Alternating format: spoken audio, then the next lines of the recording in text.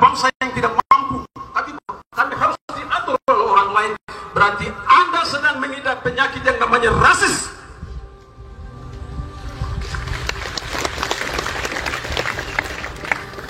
Tanyakan perut Anda, dari mana Anda sedang makan dan konsumsi setiap hari. Tanyakan kaki Anda, apakah kaki saya benar-benar menginjakkan kaki dan berdiri di atas satunya tanah sendiri, ataukah hidup di dalam bayang-bayang? Tanyakan tangan Anda, apakah tangan ini sedang memeluk orang-orang yang ada di samping kau, atau kau lebih memeluk orang-orang lain untuk mencari kehormatan, untuk mencari posisi, untuk mencari jati diri. Kalau hari ini ada orang Papua yang mencari secuil harga diri di dalam negara Indonesia, harus mengemis baru bisa mendapatkan pekerjaan, harus mengemis baru bisa memperoleh partai ini, partai itu, posisi ini, posisi itu. Sadarilah bahwa virus yang namanya rasisme itu ada di dalam otak Anda yang tidak Anda sadari, dan Anda sedang mengatakan bahwa Anda adalah orang yang paling terbelakang.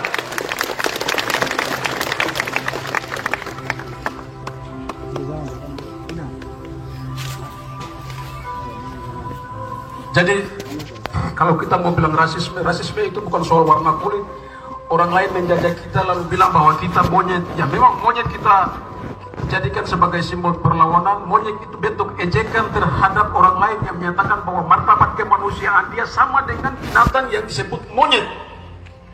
Ya kalau orang bilang domba, ya ini Bapak Pendeta orang ada, jadi orang bilang domba itu bagus. Apa itu? Binatang yang bagus, binatang yang mantap. Kalau tikus kita bilang koruptor, binatang apa lagi, merpati itu kita bilang roh kudus. Jadi memang binatang sama-sama dengan monyet. Tetapi ketika mereka sampaikan bahwa monyet itu mereka sedang menaruh martabat kemanusiaan Anda lebih dekat dengan yang binatang yang namanya monyet. Karena simpati dengan manusia hanya memiliki 2% DNA. Darwinisme menyatakan bahwa manusia berasal dari monyet. Tapi orang-orang ilmuwan ini menyatakan bahwa orang-orang dengan ras yang lain lebih cerdas daripada yang ras yang lain. Jadi ya yang saya mau bilang tuh, rasisme yang tahun 2019 yang kita lawan itu adalah luka sakit yang memar di luar, yang kita bisa lihat di luar. Luka yang kita bisa lihat di luar. Karena orang bilang monyet jadi kita lawan. Tapi yang paling sulit adalah sakit yang terinfeksi di dalam dan susah dideteksi oleh pasien yang namanya orang-orang yang menganggap bahwa mereka superior. Mereka sulit mendeteksi diri. Yang sulit dideteksi adalah hukum dan kebijakan dan struktur yang betul-betul rasis yang menindas kita. Bahkan korban pun tidak akan menyadari bahwa dia sedang mengalami penindasan yang disebut rasisme.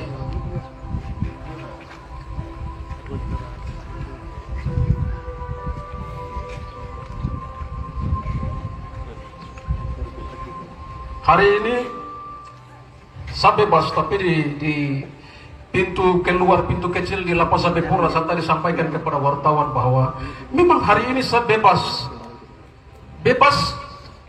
hanya karena memperjuangkan luka kecil yang memang di luar yang terjadi tahun 2019 di Surabaya.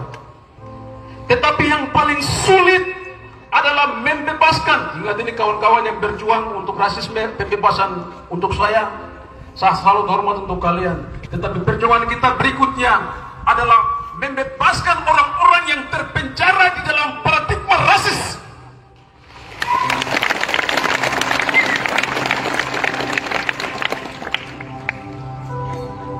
Orang-orang yang masih terkurung di dalam pemikiran rasis itu adalah penyakit. Mereka masih terkurung di dalam penjara itu. Tugas perjuangan kita hari ini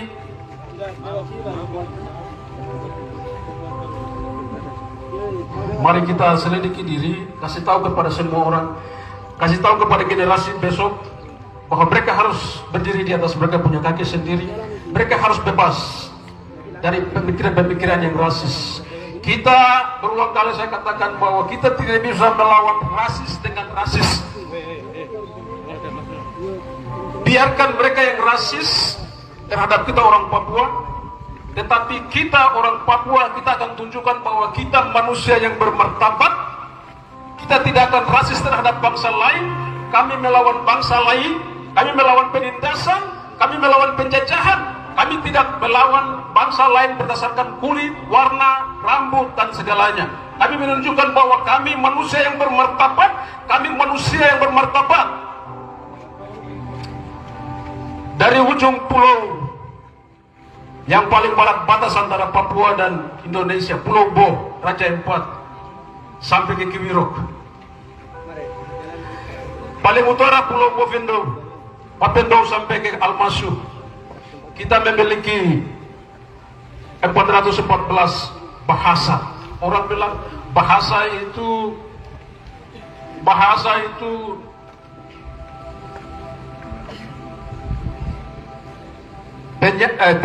adalah jembatan antara masa lalu, masa kini, dan masa depan. Jembatan antara masa lalu, masa kini, dan masa depan. Orang bilang bahasa adalah awal mula peradaban. Kita tanya di Nusantara ini, 60% bahasa terbanyak itu ada di pulau ini. Lantas ketika mereka bicara tentang peradaban, mereka bilang bahwa kami monyet. Kami dulu yang mengenal bahasa, kami punya kekayaan bahasa 414. Kalian yang lain, pulau yang lain hanya memiliki 15. Pulau Jawa hanya berapa, Pulau Kalimantan hanya berapa, pulau yang lain hanya berapa. Tapi kami, sejak nenek moyang kami, sejak leluhur kami mengenal bahasa kami mengenal budaya kami sudah beradab menjadi manusia di atas negeri ini.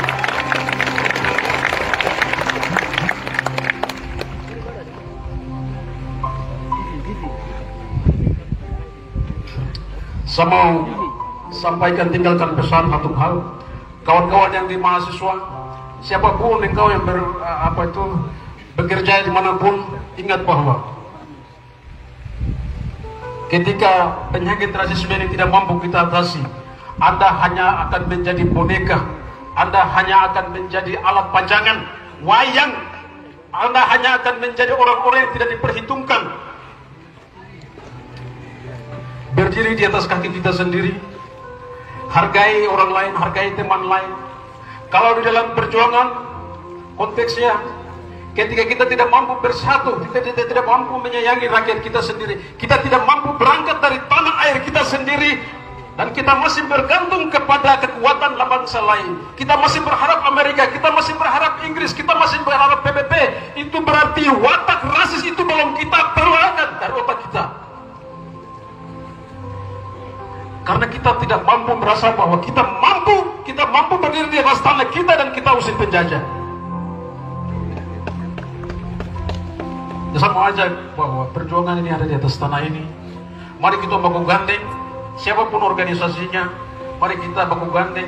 Kita mulai dari tanah ini, kita mulai dari negeri ini, kita mulai baku sayang, kita mulai baku gandeng. Perbedaan itu hal yang wajar, tapi kita tidak boleh runtuh. Kita tidak boleh runtuh. Kita harus maju. Kita harus maju karena harapan itu ada. Kita punya kekuatan suara hari ini. Mungkin orang lain menganggap bahwa kita hanya punya kekuatan suara. Tetapi kita, ketika kita bersatu dan kita bersuara, mulai dari aksi rasisme ini, Malcolm X itu seorang aktivis rasis di Amerika Serikat.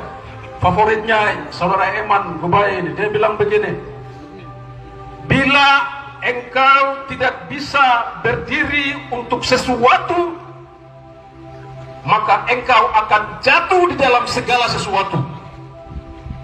Saya ulang, bila engkau tidak bisa berdiri untuk sesuatu, maka engkau akan selalu jatuh di dalam segala sesuatu. Karena itu saya salut bahwa rasisme hari ini, isu rasisme kita mampu meyakinkan kepada Indonesia, kepada dunia, bahwa orang Papua terus berjuang, bahwa orang Papua terus menyatakan bahwa anti rasisme itu adalah musuh kita bersama-sama. Saya menyampaikan terima kasih kepada kawan-kawan yang terus berjuang mulai dari tahun 2019 yang mengawal di rumah sakit, kawan-kawan pengacara yang setia, kawan Eman, kawan Gustaf, kawan Mercy, kawan Anum Siregar, kawan-kawan di koalisi hukum dan HAM yang betul-betul mengawal kasus ini. Kita berhasil menyatakan kepada orang-orang Indonesia bahwa penyakit ini harus kita lawan dan harus kita sembuhkan. Saya salut dan saya hormat untuk kawan-kawan yang tahan panas, tahan dingin tahan debu di depan pengadilan. Kalian orang-orang hebat, kalian orang-orang luar biasa. Kalian tidak berjuang untuk saya. Kalian sedang berjuang untuk kemanusiaan yang lebih besar daripada seorang Victor Yemo.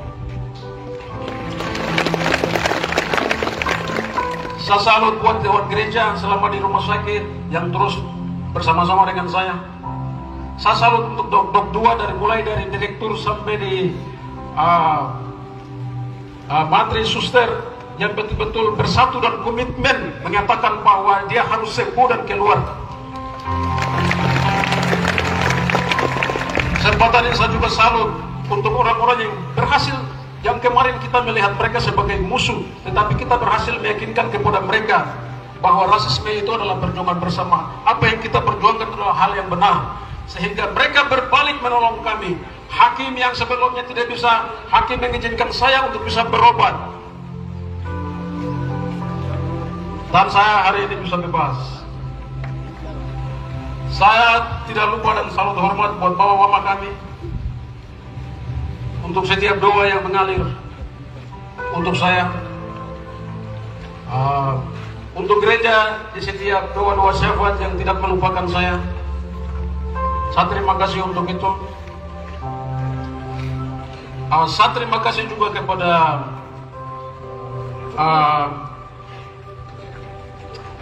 yang kemarin kita bilang lawan, tapi orang-orang polisi, orang-orang di LPAP Pura. Pada akhirnya kampanye kita melawan rasisme mampu membuat mereka sadar bahwa apa yang kita perjuangkan itu adalah hal yang benar. Sehingga kalau hari ini saya keluar tanpa sesuatu yang terjadi, dulu mungkin kalian lihat saya begitu agak kurus sedikit, tapi mungkin sekarang kalau isi sedikit, itu artinya bahwa kita mampu meyakinkan kepada orang-orang yang sebelumnya bersebelahan secara nasionalisme yang sempit, tetapi mereka mampu melihat kasus ini sebagai kasus perlawanan bersama terhadap rasisme. Saya bersyukur buat itu. Saya bersyukur dan terima kasih buat keluarga yang selalu menjadi fondasi untuk saya, istri, mama, anak, dan semua. Kalian luar biasa. Kalian adalah jiwa saya. Kalian adalah teman perjuangan saya. Saya mau menutup kesaksian saya.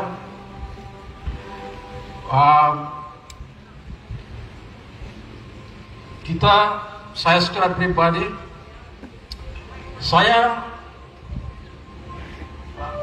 betul dengan kawan-kawan yang banyak di sini belajar tentang banyak teori, bahkan sampai kita menyatakan bahwa tidak ada sebuah energi kekal, tidak ada sebuah energi kekal di dalam dunia ini di mana segala sesuatu dikontrol oleh materi melalui hukum-hukum alam, di mana eksistensi tentang Tuhan itu sangat kita tidak tempatkan pada posisi yang depan. Tetapi dari setiap pengalaman, saya mau pesan kepada kawan-kawan bahwa pengalaman akan membuat Anda bertemu dengan yang namanya Tuhan.